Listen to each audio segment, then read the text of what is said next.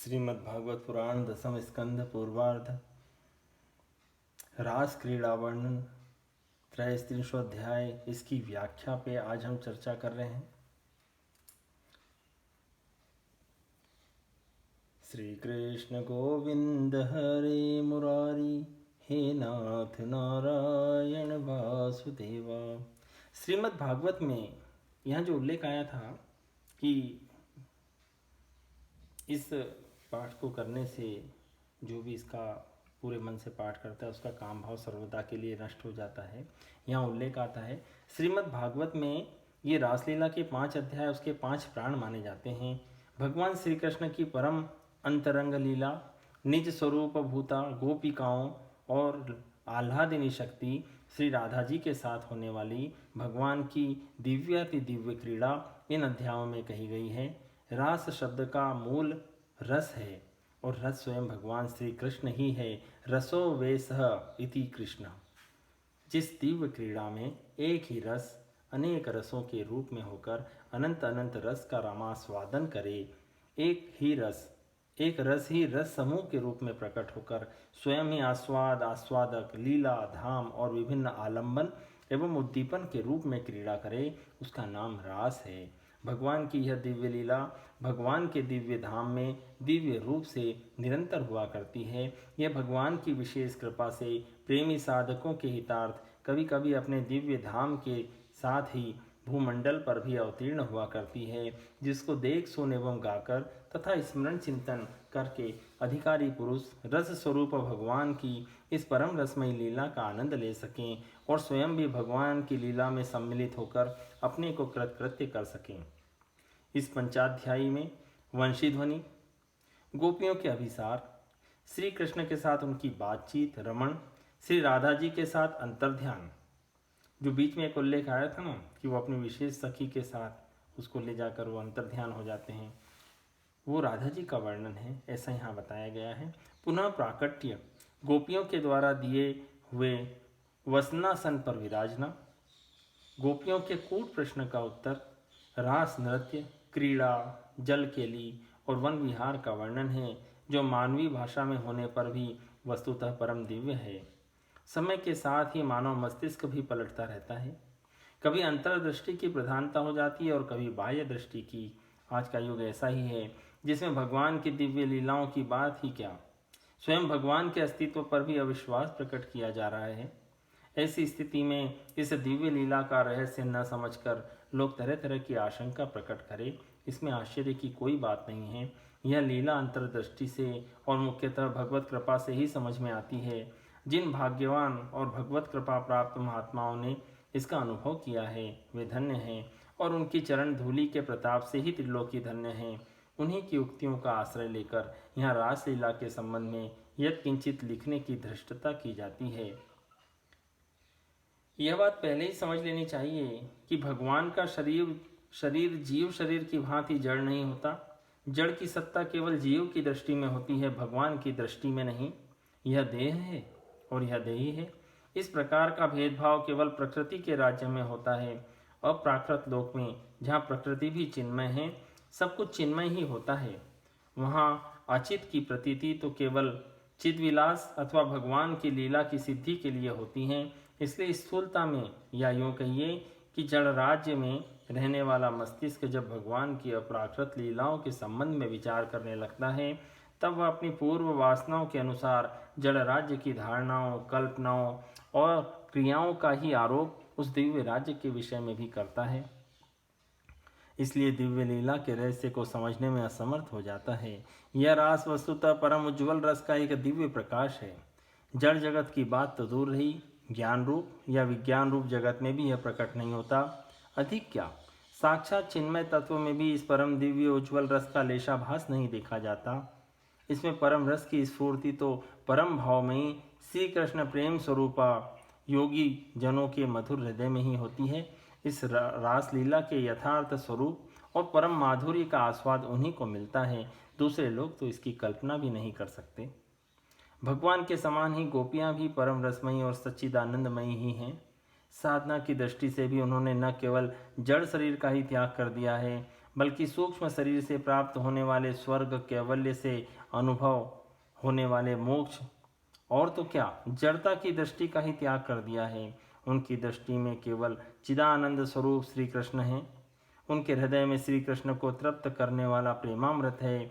उनकी इस अलौकिक स्थिति में स्थूल शरीर और उसकी स्मृति और उसके संबंध से होने वाले अंग संग की कल्पना किसी भी प्रकार नहीं की जा सकती।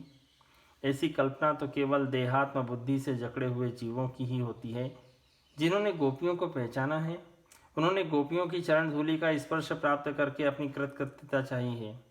ब्रह्मा, शंकर, उद्धव और अर्जुन ने गोपियों की उपासना करके भगवान के चरणों में वैसे प्रेम का वरदान प्राप्त किया है या प्राप्त करने की अभिलाषा की है। उन गोपियों के दिव्य भाव को साधारण स्त्री पुरुष के भाव जैसा मानना गोपियों के प्रति, भगवान के प्रति और वास्तव में सत्य के प्रति महान अन्याय एवं अपराध है। इस अपराध से बचने के लिए भगवान की दिव्य लीलाओं पर विचार करते समय उनकी अप्राकृत दिव्यता का स्मरण रखना परम आवश्यक है। भगवान का चिदानंद घन शरीर दिव्य है। वह अजन्मा और अविनाशी है, हानोपादान रहित है। वह नित्य सनातन शुद्ध भगवत स्वरूप ही है। इस प्रकार गोपियाँ दिव्य जगत की, भगवान की स्वरूप भूता अंतरंग शक्तियाँ हैं। इन दोनों का संबंध भी दिव्य ही है। यह उच्चतम भाव राज्य की लीला स्थूल शरीर और स्थूल मन से परे है। आवरण भंग के अनंतर अर्थात चीरहरण करके जब भगवान स्वीकृति देते हैं तब इनमें प्रवेश होता है। प्राकृत देह का निर्माण होता है स्थूल, सूक्ष्म और कारण, इन तीन देहों के संयोग से। जब तक कारण शरीर रहता है तब तक इस प्राकृत देह से जीव को छुटकारा नहीं मिलता। कारण शरीर कहते हैं पूर्व जन्म के कर्मों के उन संस्कारों को जो देह निर्माण में कारण होते हैं।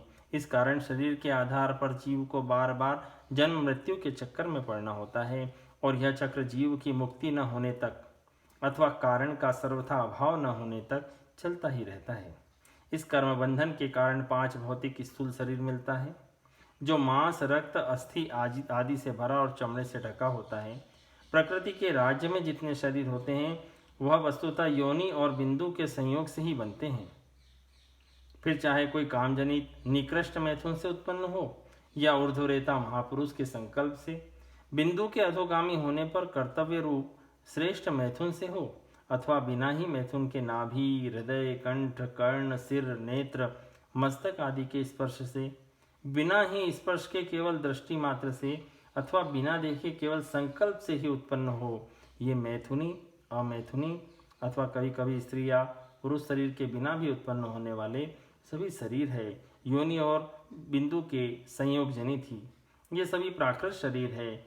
इसी प्रकार योगियों के द्वारा निर्मित निर्माण काय यद्यपि अपेक्षाकृत शुद्ध है परंतु वे भी हैं प्राकृत।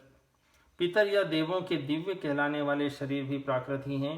अप्राकृत शरीर इन सबसे विलक्षण हैं जो महाप्रलय में भी नष्ट नहीं होते। और भगवत देह तो साक्षात भगवत स्वरूप ही हैं। देव शरीर प्रायः रक्त, मांस, मेद, अस्थि वाले नहीं होते, अप्राकृत शरीर भी नहीं होते। फिर भगवान श्री कृष्ण का भगवत स्वरूप शरीर तो रक्त, मांस, अस्थिमय होता ही कैसे? वह तो सर्वथा चिदानंदमय है। उनमें देह देही, गुण गुणी, रूप रूपी, नाम नामी और लीला तथा लीला पुरुषोत्तम का भेद नहीं है। श्री कृष्ण का एक अंग पूर्ण श्री कृष्ण है। श्री कृष्ण का मुखमंडल जैसे पूर्ण श्री कृष्ण है वैसे ही श्री कृष्ण का पदनख भी पूर्ण श्री कृष्ण है। श्री कृष्ण की सभी इंद्रियों से सभी काम हो सकते हैं। उनके कान देख सकते हैं, उनकी आंखें सुन सकती है, उनकी नाक स्पर्श कर सकती है, उनकी रसना सूंघ सकती है, उनकी त्वचा स्वाद ले सकती है। वे हाथों से देख सकते हैं, आंखों से चल सकते हैं। श्री कृष्ण का सब कुछ श्री कृष्ण होने के कारण वह सर्वथा पूर्णतम है। इसी से उनकी रूप माधुरी नित्य वर्धनशील, नित्य नवीन, सौंदर्यमयी है। उसमें ऐसा चमत्कार है कि वह स्वयं अपने को ही आकर्षित कर लेती हैं। फिर उसके सौंदर्य माधुर्य से गौ, हरिण, वृक्ष, बेल पुलकित हो जाएं तो इसमें कहना ही क्या है। भगवान के ऐसे स्वरूप भूत शरीर से गंदा मैथुन करना संभव नहीं। मनुष्य जो कुछ खाता है उससे क्रमशः रस, रक्त, मांस, मेद, मज्जा और अस्थि बनकर अंत में शुक्र बनता है। इसी शुक्र के आधार पर शरीर रहता है और मैथुन क्रिया में इसी शुक्र का चरण हुआ करता है। भगवान का शरीर न तो कर्मजन्य है, न मैथुनी सृष्टि का है और न देवी ही है। वह तो इन सब से परे सर्वथा विशुद्ध भगवत स्वरूप है। उसमें रक्त मांस अस्थि आदि नहीं है, अतः उसमें शुक्र भी नहीं है। इसलिए उसमें प्राकृत 5 भौतिक शरीरों वाले स्त्री पुरुषों के रमण या मैथुन की कल्पना भी नहीं हो सकती। इसलिए भगवान को उपनिषद में अखंड ब्रह्मचारी बतलाया गया है और इसी से भागवत में उनके लिए अवरुद्ध सौरत आदि शब्द आए हैं। फिर कोई शंका करे कि उनके 16,108 रानियों के इतने पुत्र कैसे हुए, तो इसका सीधा उत्तर यही है कि यह सारी भागवती सृष्टि थी जो भगवान के संकल्प से हुई थी। भगवान के शरीर में जो मांस रक्त आदि दिखलाई पड़ते हैं वह तो भगवान की योग माया का चमत्कार है। इस विवेचन से भी यही सिद्ध होता है कि गोपियों के साथ भगवान श्री कृष्ण का जो रमण हुआ वह सर्वथा दिव्य भगवत राज्य की लीला है, लौकिक काम क्रीड़ा नहीं। इसके बाद उल्लेख आता है, इन गोपियों की साधना पूर्ण हो चुकी थी। भगवान ने अगली रात्रियों में उनके साथ विहार करने का प्रेम संकल्प कर लिया है। इसी के साथ गोपियों को भी जो सत नित्य सिद्धा है, जो लोक दृष्टि में विवाहिता भी हैं, इन्हीं रात्रियों में दिव्य लीला में सम्मिलित करना है। वे अगली रात्रियां कौन सी है, यह बात भगवान की दृष्टि के सामने है। उन्होंने शारदीय रात्रियों को देखा, भगवान ने देखा, इसका अर्थ सामान्य नहीं विशेष है। जैसे सृष्टि के आरंभ में स एक छत एको हम बहुश्याम, भगवान के इस ईक्षण से जगत की उत्पत्ति होती है, वैसे ही रास के आरंभ में भगवान के प्रेम वीक्षण से शरत काल की दिव्य रात्रियों की सृष्टि होती है। मल्लिका पुष्प चंद्रिका आदि समस्त उद्दीपन सामग्री भगवान के द्वारा वीक्षित है, अर्थात लौकिक नहीं अलौकिक अप्राकृत है। गोपियों ने अपना मन श्री कृष्ण के मन में मिला दिया था, उनके पास स्वयं मन न था। अब प्रेम दान करने वाले श्री कृष्ण ने विहार के लिए नवीन मन की दिव्य मन की सृष्टि की। योगेश्वरेश्वर भगवान श्री कृष्ण की यही योग माया है जो रास लीला के लिए दिव्य स्थल, दिव्य सामग्री एवं दिव्य मन का निर्माण किया करती हैं। इतना होने पर भगवान की बांसुरी बजती है। भगवान की बांसुरी जड़ को चेतन, चेतन को जड़, चल को अचल, अचल को चल, विक्षिप्त को समाधिस्थ और समाधिस्थ को विक्षिप्त बनाती रहती है। भगवान का प्रेमदान प्राप्त करके गोपियां निसंकल्प निश्चिंत होकर घर के काम में लगी हुई थी। कोई गुरुजनों की सेवा शुश्रूषा धर्म के काम में लगी हुई थी, कोई गोदोहन आदि अर्थ के काम में लगी हुई थी, कोई साज श्रृंगार आदि काम के साधन में व्यस्त थी, कोई पूजा पाठ आदि मोक्ष साधन में लगी हुई थी। सब लगी हुई थी अपने अपने काम में, परंतु वास्तव में वे उनमें से एक भी पदार्थ चाहती न थीं। उनकी यही विशेषता थी और इसका प्रत्यक्ष प्रमाण यह है कि वंशी ध्वनि सुनते ही कर्म की पूर्णता पर उनका ध्यान नहीं गया। काम पूरा करके चलें ऐसा उन्होंने नहीं सोचा। वे चल पड़ी उस साधक सन्यासी के समान जिसका हृदय वैराग्य की प्रदीप्त ज्वाला से परिपूर्ण है। किसी ने किसी से पूछा नहीं, सलाह नहीं की, अस्त व्यस्त गति से जो जैसी थी वैसी ही श्री कृष्ण के पास पहुंच गई। वैराग्य की पूर्णता और प्रेम की पूर्णता एक ही बात है, दो नहीं। गोपियां व्रज और श्री कृष्ण के बीच में मूर्तिमान वैराग्य हैं या मूर्तिमान प्रेम, क्या इसका निर्णय कोई कर सकता है? साधना के दो भेद हैं, मर्यादापूर्ण वैध साधना और मर्यादा रहित अवैध प्रेम साधना। दोनों के ही अपने अपने स्वतंत्र नियम हैं। वेद साधना में जैसे नियमों के बंधन का, सनातन पद्धति का, कर्तव्यों का और विविध पालनीय कर्मों का त्याग साधना से भ्रष्ट करने वाला और महान हानिकर है, वैसे ही अवैध प्रेम साधना में इनका पालन कलंक रूप होता है। यह बात नहीं कि इन सब आत्मोन्नति के साधनों को वह अवैध प्रेम साधना का साधक जानबूझकर छोड़ देता है। बात यह है कि वह स्तर ही ऐसा है जहाँ इनकी आवश्यकता नहीं है। ये वहाँ अपने आप वैसे ही छूट जाते हैं जैसे नदी के पार पहुँच जाने पर स्वाभाविक ही नौका की सवारी छूट जाती है। जमीन पर न तो नौका पर बैठकर चलने का प्रश्न उठता है और न ऐसा चाहने या करने वाला बुद्धिमान ही माना जाता है। ये सब साधन वहीं तक रहते हैं जहाँ तक सारी वृत्तियाँ सहज स्वेच्छा से सदा सर्वदा एकमात्र भगवान की ओर दौड़ने नहीं लग जाती। इसलिए भगवान ने गीता में एक जगह तो अर्जुन से कहा है, न मे पार्थास्ति कर्तव्यं त्रिषु लोकेषु किंचन नानवाप्तं वाप्तव्यं वर्त एव च कर्मणि यदि ह्ययं न वर्तेयं जातु कर्मण्यतन्द्रितः मम वर्तमानुवर्तन्ते मनुष्या पार्थ सर्वशः उस्सिदेयुरी मे लोका न कुर्या कर्म चेदहं शङ्करस्य च कर्ता स्यामुपहन्यामि मा प्रजा सक्ता कर्मण्य विद्वांसो यथा कुर्वन्ति भारत कुर्याद् विद्वांस तथा सक्तश्चिकीर्षु लोक संग्रहम्। अर्जुन, यद्यपि तीनों लोकों में मुझे कुछ भी करना नहीं है, ये तीसरे अध्याय का 22 से 25वें के बीच का है, और यहाँ उल्लेख आता है, और न मुझे किसी वस्तु को प्राप्त ही करना है, जो मुझे न प्राप्त हो तो भी मैं कर्म करता ही हूँ। यदि मैं सावधान होकर कर्म न करूँ तो अर्जुन, मेरी देखा देखी लोग कर्मों को छोड़ बैठें और यूँ मेरे कर्म न करने से ये सारे लोग भ्रष्ट हो जाएं तथा मैं इन्हें वर्ण संकर बनाने वाला और सारी प्रजा का नाश करने वाला बनूं। इसलिए मेरे इस आदर्श के अनुसार अनासक्त ज्ञानी पुरुष को भी लोक संग्रह के लिए वैसे ही कर्म करना चाहिए जैसे कर्म में आसक्त अज्ञानी लोग करते हैं।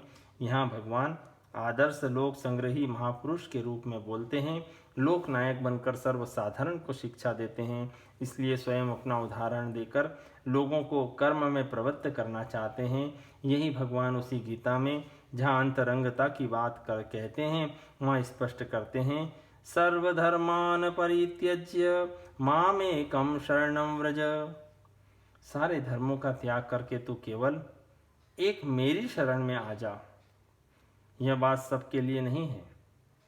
इसी से भगवान 18वें अध्याय के 64वें श्लोक में इन सब से बढ़कर छिपी हुई गुप्त बात, सर्वगुह्यतम बात कहकर इसके बाद के ही श्लोक में कहते हैं, इदं ते ना तपस्काय ना भक्ताय कदाचन ना चाशुश्रूषवे वाच्यम न च माम योऽभ्यसूयति।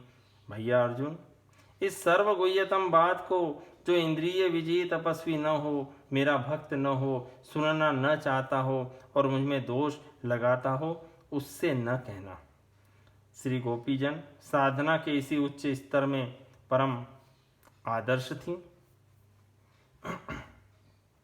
इसी से उन्होंने देह गेह पति पुत्र लोक परलोक कर्तव्य धर्म सबको छोड़कर, सबका उल्लंघन कर एकमात्र परम धर्म स्वरूप भगवान श्री कृष्ण को ही पाने के लिए अभिसार किया था। उनका यह पति पुत्रों का त्याग, यह सर्वधर्म का त्याग ही उनके स्तर के अनुरूप स्वधर्म है।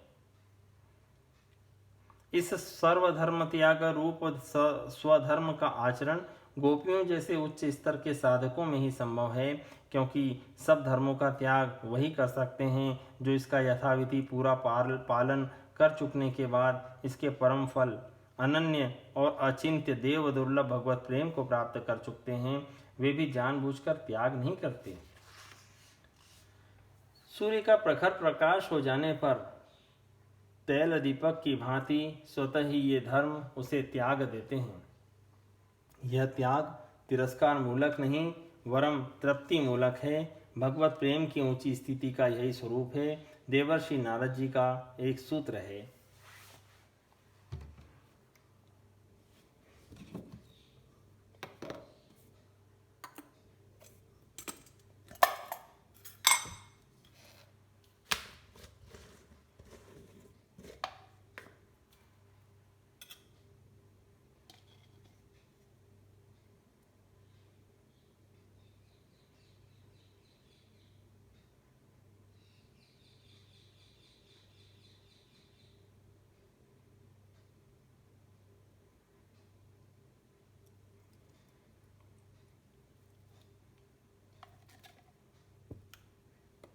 देवर्षि नारद जी का एक सूत्र है, वेदानपि संन्यस्यति केवलम विच्छिन्नानुरागम लभते। जो वेदों का वेद मूलक समस्त धर्म मर्यादाओं का भी भली भांति त्याग कर देता है, वह अखंड असीम भगवत प्रेम को प्राप्त करता है। जिनको भगवान अपनी वंशी ध्वनि सुनाकर नाम ले लेकर बुलाएं, वो भला किसी दूसरे धर्म की ओर ताक कर कब और कैसे रोक सकता है? रोकने वालों ने रोका भी, परंतु हिमालय से निकलकर समुद्र में गिरने वाली ब्रह्मपुत्र नदी की प्रखर धारा को क्या कोई रोक सकता है? वे न रुकी, ना ही रोकी जा सकी। जिनके चित्त में कुछ प्राक्तन संस्कार अवशिष्ट थे, वे अपने अनधिकार के कारण सशरीर जाने में समर्थ न हुई। उनका शरीर घर में पड़ा रह गया। भगवान के वियोग दुख से उनके सारे कलुष धुल गए।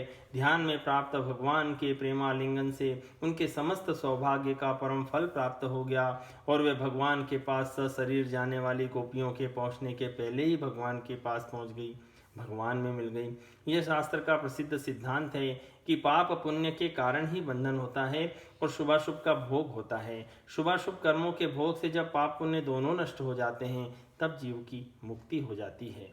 यद्यपि गोपियां पाप पुण्य से रहित और श्री भगवत प्रेम की प्रेम प्रतिमा स्वरूपा थी, तथापि लीला के लिए यह दिखाया गया कि अपने प्रीतम श्री कृष्ण के पास न जा सकने से उनके विरह नल से उनको इतना महान संताप हुआ कि उससे उनके संपूर्ण अशुभ का भोग हो गया, उनके समस्त पाप नष्ट हो गए और प्रियतम भगवान के ध्यान से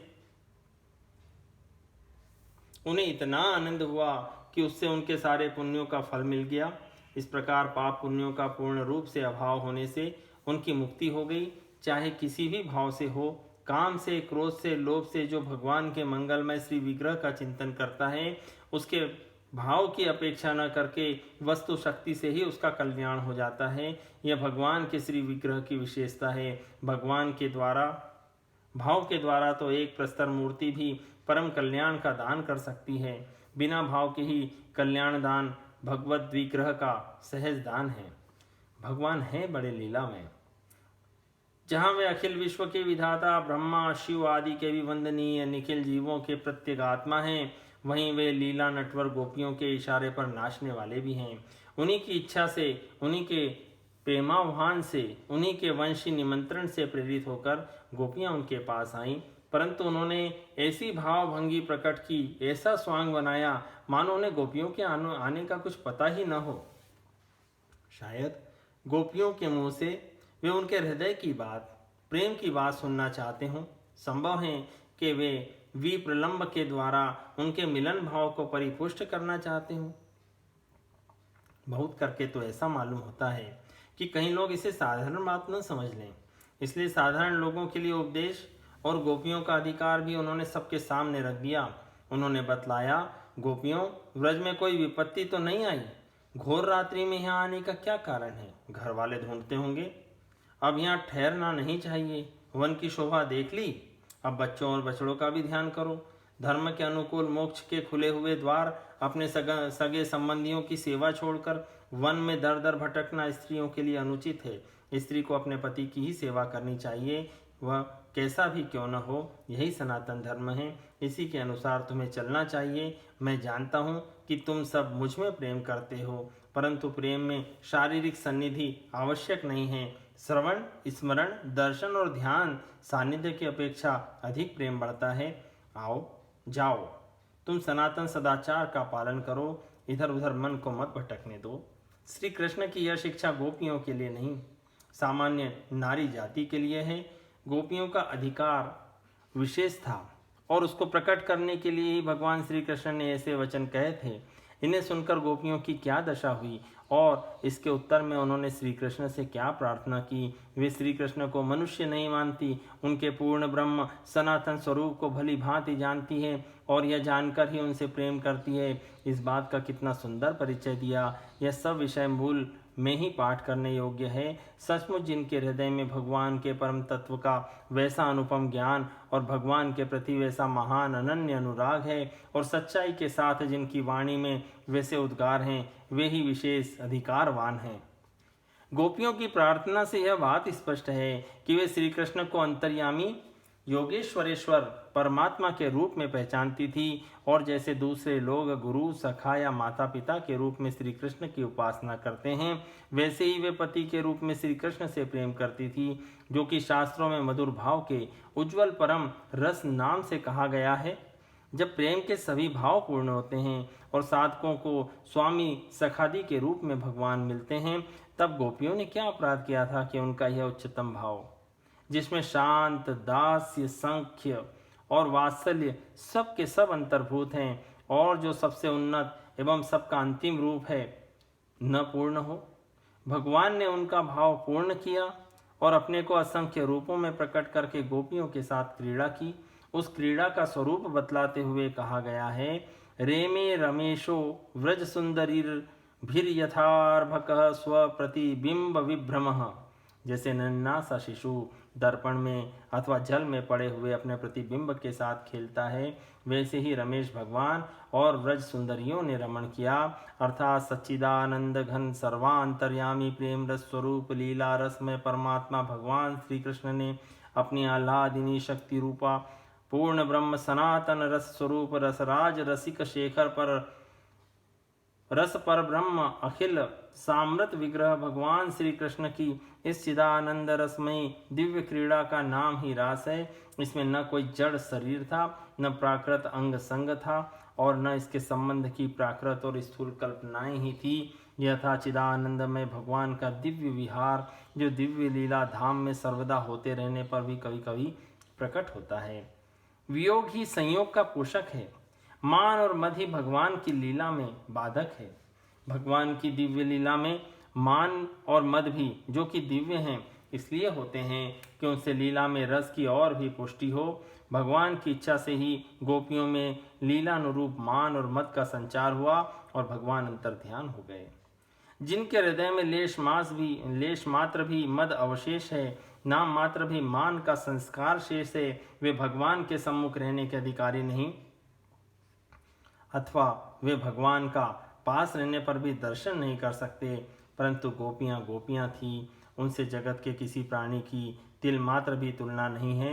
भगवान के वियोग में गोपियों की क्या दशा हुई, इस बात को रास लीला का प्रत्येक पाठक जानता है। गोपियों के शरीर, मन, प्राण जो वे कुछ थीं, सब श्री कृष्ण में एक तान हो गए। उनके प्रेमोन्माद का वह गीत, जो उनके प्राणों का प्रत्यक्ष प्रतीक है, आज भी भावुक भक्तों को भावमग्न करके भगवान के लीला लोक में पहुंचा देता है। एक बार सरस हृदय से हृदयहीन होकर नहीं, पाठ करने मात्र से ही यह गोपियों की महत्ता संपूर्ण हृदय में भर देता है। गोपियों के उस महाभाव, उस अलौकिक प्रेमोन्माद को देखकर श्री कृष्ण भी अंतर्हित न रह सके।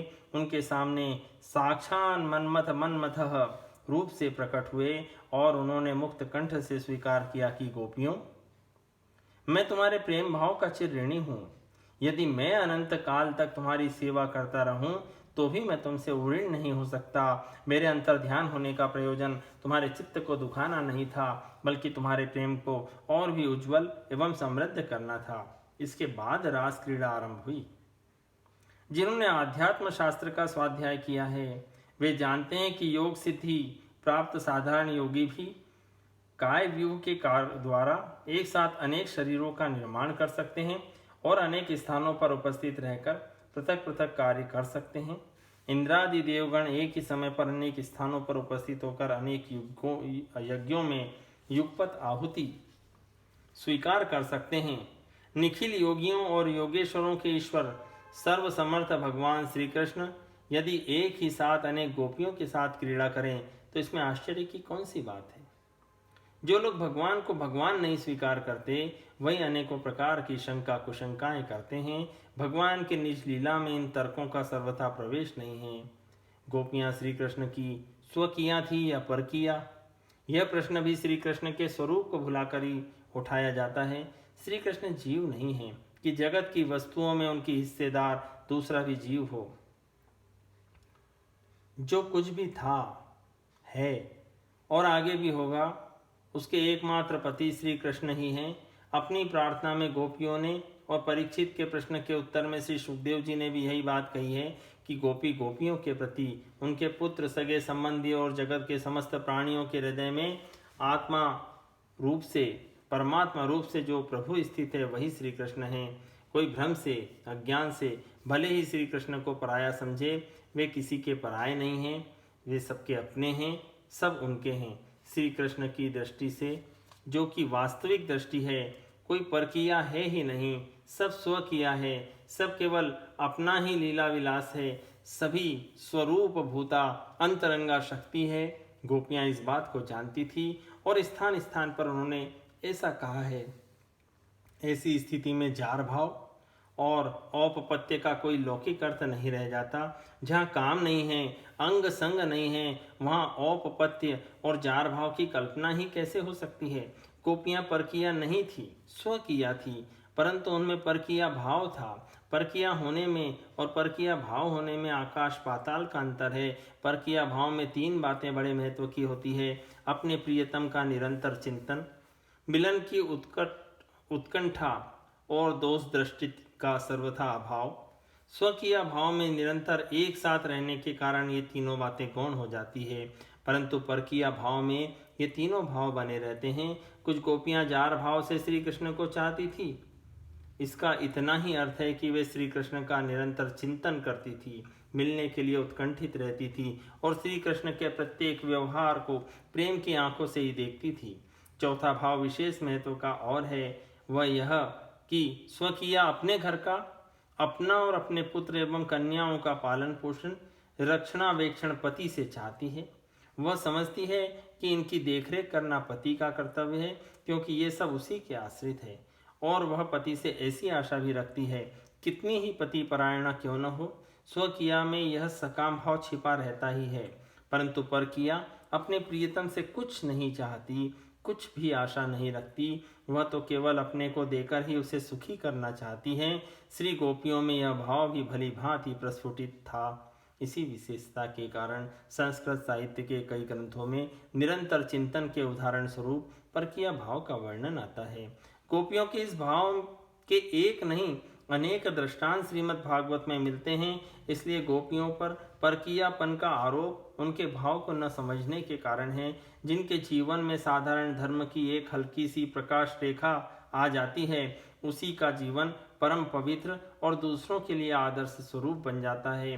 फिर वे गोपियां जिनका जीवन साधना की चरम सीमा पर पहुंच चुका है, अथवा जो नित्य सिद्धा एवं भगवान की स्वरूप भूता हैं, या जिन्होंने कल्पों तक साधना करके श्री कृष्ण की कृपा से उनका सेवाधिकार प्राप्त कर लिया है, सदाचार का उल्लंघन कैसे कर सकती हैं? और समस्त धर्म मर्यादाओं के संस्थापक श्री कृष्ण धर्मोल्लंघन के लांछन कैसे लगाया जा सकता है?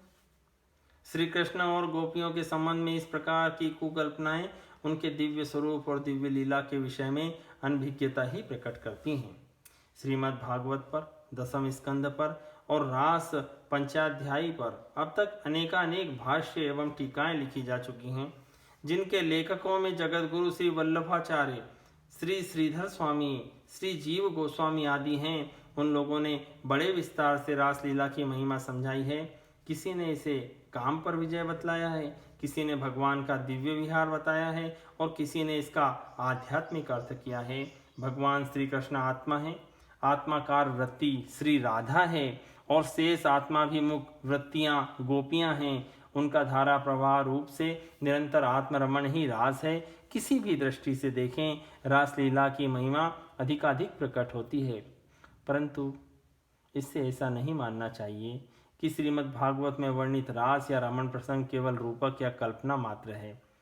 यह सर्वथा सत्य है और जैसा वर्णन किया है वैसा ही मिलन विलासादि रूप श्रृंगार का रसास्वादन भी हुआ था।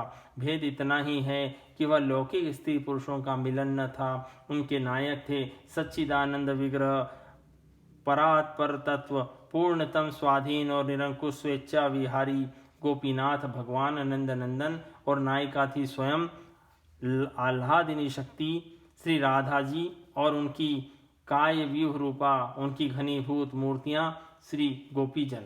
अतएव इनकी यह लीला अप्राकृत थी। सर्वथा मीठी मिश्री की अत्यंत कड़वे इंद्रायण तुम्बे जैसी कोई आकृति बना ली जाए, जो देखने में ठीक तुम्बे जैसी ही मालूम हो, परंतु इससे असल में क्या वह मिश्री का तुम्बा कड़वा थोड़ी ही हो जाता है? क्या तुम्बे के आकार के होने से मिश्री के स्वाभाविक गुण मधुरता का अभाव हो जाता है? नहीं नहीं, वह किसी भी आकार में हो, सर्वत्र सर्वदा और सर्वथा केवल मिश्री ही मिश्री है। बल्कि इसमें लीला चमत्कार की बात जरूर है। लोग समझते हैं कि कड़वा तुम्बा और होती है वह मधुर मिश्री। इस प्रकार अखिल साम्राज्य सिंधु सच्चिदानंद विग्रह भगवान श्री कृष्ण और उनकी अंतरंगा अभिन्न स्वरूपा गोपियों की लीला भी देखने में कैसी ही क्यों न हो, वस्तुतः वह सच्चिदानंदमयी ही हैं। उसमें सांसारिक गंदे काम का कड़वा स्वाद है ही नहीं। हाँ, यह अवश्य है कि इस लीला की नकल किसी को नहीं करनी चाहिए, करना संभव भी नहीं है। माइक पदार्थों के द्वारा मायातीत भगवान का अनुकरण कोई कैसे कर सकता है? कड़वे तुम्बे को चाहे जैसी सुंदर मिठाई की आकृति दे दी जाए, उसका कड़वापन कभी मिट नहीं सकता। इसलिए जिन मोहग्रस्त मनुष्यों ने श्री कृष्ण की रास आदि अंतरंग लीलाओं का अनुकरण करके नायक नायिका का रसास्वादन करना चाहा या चाहते हैं, उनका घोर पतन हुआ है और होगा। श्री कृष्ण की इन लीलाओं का अनुकरण तो केवल श्री कृष्ण ही कर सकते हैं। इसलिए सुखदेव जी ने रास पंचाध्यायी के अंत में सबको सावधान करते हुए कह दिया है कि भगवान के उपदेश तो सब मानने चाहिए, परंतु उनके सभी आचरणों का अनुकरण नहीं करना चाहिए। जो लोग भगवान श्री कृष्ण को केवल मनुष्य मानते हैं और केवल मानवीय भाव एवं आदर्श की कसौटी पर उनके चरित्र को कसना चाहते हैं, वे पहले ही शास्त्र से विमुख हो जाते हैं। उनके चित्त में धर्म की कोई धारणा ही नहीं रहती और वे भगवान को भी अपनी बुद्धि के पीछे चलाना चाहते हैं। इसलिए साधकों के सामने उनकी युक्तियों का कोई महत्व नहीं रहता। जो शास्त्र श्री कृष्ण स्वयं भगवान हैं, जो शास्त्र के श्री कृष्ण स्वयं भगवान हैं, इस वचन को नहीं मानता, वो उनकी लीलाओं को किस आधार पर सत्य मानकर उनकी आलोचना करता है, यह समझ में नहीं आता। जैसे मानव धर्म, देव धर्म और पशु धर्म पृथक पृथक होते हैं, वैसे ही भगवत धर्म भी पृथक होता है और भगवान के चरित्र का परीक्षण उसकी ही कसौटी पर होना चाहिए। भगवान का एकमात्र धर्म है प्रेम परवस्ता, दया परवस्ता और भक्तों की अभिलाषा की पूर्ति। यशोदा के हाथों से उखल में बंध जाने वाले श्री कृष्ण अपने निर्जन गोपियों के प्रेम के कारण उनके साथ नाचें, यह उनका सहज धर्म है। यदि यह हठ ही हो कि श्री कृष्ण का चरित्र मानवीय धारणा और आदर्शों के अनुकूल ही होना चाहिए, तो इसमें भी कोई आपत्ति की बात नहीं है। श्री कृष्ण की अवस्था उस समय 10 वर्ष के लगभग थी, जैसा कि भागवत में स्पष्ट वर्णन मिलता है। गांव में रहने वाले बहुत से 10 वर्ष के बच्चे तो नंगे ही रहते हैं। उन्हें काम वृत्ति और स्त्री पुरुष संबंध का कुछ ज्ञान भी नहीं रहता। लड़के लड़की एक साथ खेलते हैं, नाचते हैं, गाते हैं, त्योहार मनाते हैं, गुड्डू गुड़े की शादी करते हैं, बारात ले जाते हैं और आपस में भोज भात भी करते हैं। गांव के बड़े बूढ़े लोग बच्चों का यह मनोरंजन देखकर प्रसन्न ही होते हैं। उनके मन में किसी प्रकार का दुर्भाव नहीं आता। ऐसे बच्चों को युवती स्त्रियां भी बड़े प्रेम से देखती हैं, आदर करती हैं, नहलाती हैं, खिलाती हैं। यह तो साधारण बच्चों की बात है। श्री कृष्ण जैसे असाधारण श्री शक्ति संपन्न बालक, जिनके अनेक सद्गुण बाल्यकाल में ही प्रकट हो चुके थे, जिनकी सम्मति, चातुर्य और शक्ति से बड़ी बड़ी विपत्तियों से व्रजवासियों ने त्राण पाया था, उनके प्रति वहाँ की स्त्रियों, बालिकाओं और बालकों का कितना आदर रहा होगा, इसकी कल्पना नहीं की जा सकती। उनके सौंदर्य, माधुर्य और ऐश्वर्य से आकृष्ट होकर गांव की बालक बालिकाएं उनके साथ ही रहती थी और श्री कृष्ण भी अपनी मौलिक प्रतिभा से राग ताल आदि नए नए ढंग से उनका मनोरंजन करते थे और उन्हें शिक्षा देते थे। ऐसे ही मनोरंजनों में से रासलीला भी एक थी, ऐसा समझना चाहिए। जो श्री कृष्ण को केवल मनुष्य समझते हैं, उनकी दृष्टि में यह भी दोष की बात नहीं होनी चाहिए। वे उदारता और बुद्धिमानी के साथ भागवत में आए हुए काम, रति आदि शब्दों का ठीक वैसा ही अर्थ समझें जैसा उपनिषद और गीता में इन शब्दों का अर्थ होता है। वास्तव में गोपियों के निष्कपट प्रेम का नामांतर काम है और भगवान श्री कृष्ण का आत्मरमण अथवा उनकी दिव्य क्रीड़ा ही रति है। इसलिए स्थान स्थान पर उसके लिए विभु, परमेश्वर, लक्ष्मीपति, भगवान, योग, योगेश्वर, आत्मा, राम, मन्मथ आदि शब्द आए हैं, जिससे किसी को कोई भ्रम न हो जाए। जब गोपियां श्री कृष्ण की वंशी ध्वनि सुनकर वन में जाने लगी थी, तब उनके सगे संबंधियों ने उन्हें जाने से रोका था। रात में अपनी बालिकाओं को भला कौन बाहर जाने देता। फिर भी वे चली गईं और इससे घर वालों को किसी प्रकार की अप्रसन्नता नहीं हुई और न तो उन्होंने श्री कृष्ण पर या गोपियों पर किसी प्रकार का लांछन ही लगाया। उनका श्री कृष्ण पर गोपियों पर विश्वास था और वे उनके बचपन और खेलों से परिचित थे। उन्हें तो ऐसा मालूम हुआ मानो गोपियां हमारे पास ही हैं। इसको दो प्रकार से समझ सकते हैं। एक तो यह कि श्री कृष्ण के प्रति उनका इतना विश्वास था कि श्री कृष्ण के पास गोपियों का रहना भी अपने ही पास रहना है। यह तो मानवीय दृष्टि है। दूसरी दृष्टि यह है कि श्री कृष्ण की योग माया ने ऐसी व्यवस्था कर रखी थी, गोपों को वे घर में ही दिखती थी। किसी भी दृष्टि से रासलीला दूषित प्रसंग नहीं है, बल्कि अधिकारी पुरुषों के लिए तो यह संपूर्ण मनोमल को नष्ट करने वाला है। रासलीला के अंत में कहा गया है कि जो पुरुष श्रद्धा भक्ति पूर्वक रासलीला का श्रवण और वर्णन करता है, उसके हृदय का रोग काम बहुत ही शीघ्र नष्ट हो जाता है और उसे भगवान का प्रेम प्राप्त होता है। भागवत में अनेक स्थान पर ऐसा वर्णन आता है कि जो भगवान की माया का वर्णन करता है वह माया से पार हो जाता है। जो भगवान के काम जन्य का वर्णन करता है वह काम पर विजय प्राप्त करता है। राजा परीक्षित ने अपने प्रश्नों में जो शंकाएं की है उसका उत्तर प्रश्नों के अनुरूप ही अध्याय 29 के श्लोक 13 से 16 तक और अध्याय 33 के श्लोक 30 से 37 तक श्री सुखदेव जी ने दिया है। उस उत्तर से वे शंकाएं तो हट गई हैं, परंतु भगवान की दिव्य लीला का रहस्य नहीं खुलने पाया।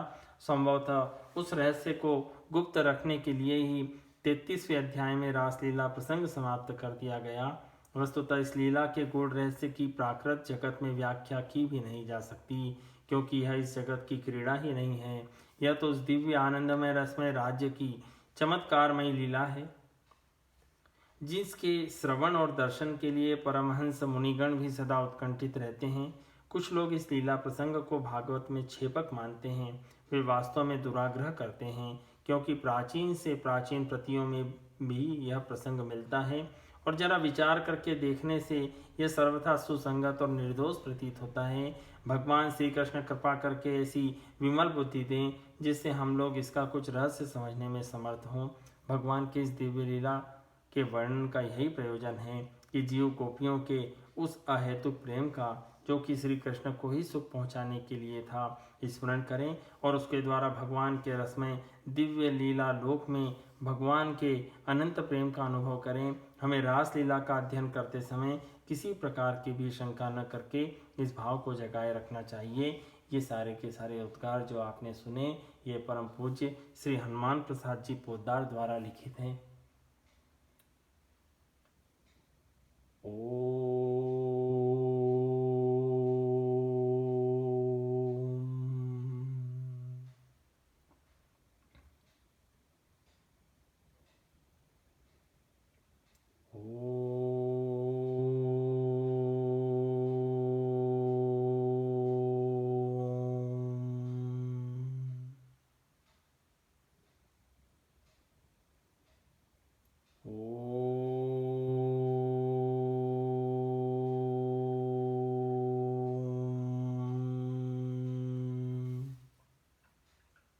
श्री कृष्ण गोविंद हरे मुरारी, हे नाथ नारायण वासुदेवा। श्री कृष्ण गोविंद हरे मुरारी, हे नाथ नारायण वासुदेवा। हे नाथ नारायण वासुदेवा, हे नाथ नारायण वासुदेवा।